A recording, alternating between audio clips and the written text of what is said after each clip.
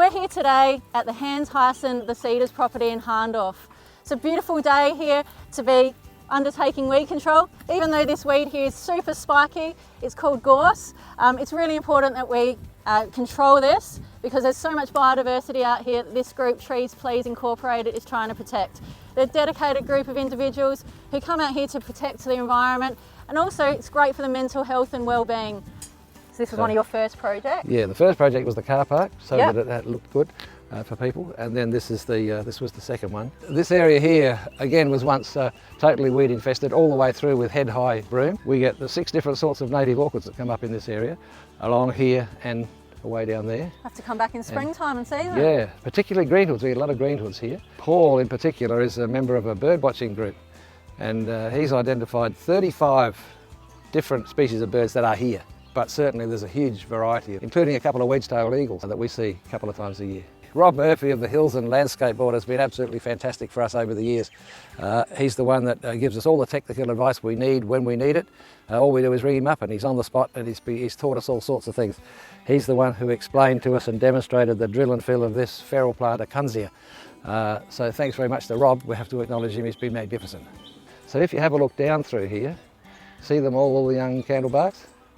So we've replanted several hundred from the seed from these very trees. And it's just as well because, you know, they're just dying. They've just come to the end of their useful life and they're just croaking. How old do you reckon this beautiful candlebark is? Look, I don't know. No one's ever come out and said, oh, I think it's, 350 years old or something? Oh. Well, look, everyone can have a bit of a wild guess, but I'm going to say probably 500 years. Yeah. Now, the reason I say that is because of the diameter of the thing. You just try to put your arms around it. It's a huge diameter. There's a lot of annual rings in there. It's pretty special. And also, rather than say 50 or 60 years, it's much more romantic to say 500 years. Yeah, sounds good, Once a year I put in for a grant, and if we get a grant, which we have almost all years, we missed a couple of years in the last 20, but not many, that is used totally for contractor spraying. It's by hand, all the stuff that we can do. If not, then it's grants for spraying.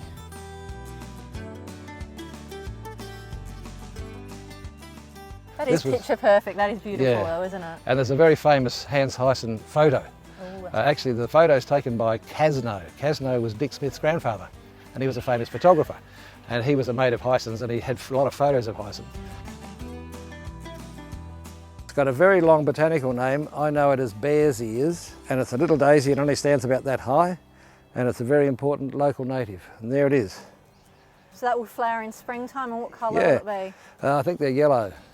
But we'll keep our eye on it because it's for these that we spent weeks and weeks and weeks doing all this. Well, more of them now than there was when she first found it. So the removal of the weeds is expanding. Are you not worried about roos and rabbits eating them and munching them down? Would it be smart to put a guard around or something? We probably will later. Yeah, when they grow up. They're safe now.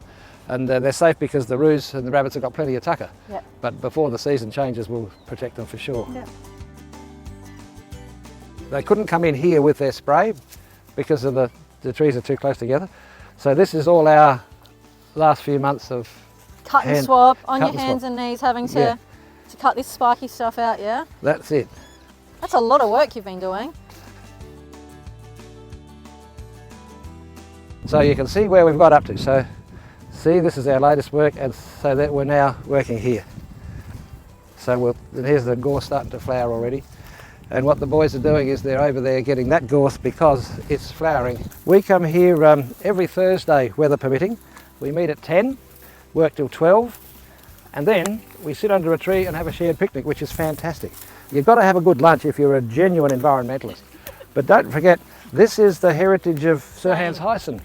And most of the property here, it's 150 acres, most of it he bought just to save the trees. And he was also in the South Australian Forest League, which they formed in 1913 to try and save trees. This is a conservation environmental hotspot in South Australia, and people come from all over the world to see the Huyssen art. And this is the other half of Sir Hans Huyssen, his love for the trees and conservation. That's what we're doing. We have a web page, Trees Please. You'll find all the details you want and a few photos and so on, and you'll hear all about Trees Please and all the fun that we have. The Hills and Fleurieu Landscape Board is extremely proud to be supporting our volunteer groups. We offer free insurance to over 70 groups that are environmental and agriculture based. If you'd like to know more about volunteering and opportunities, please follow our Facebook page.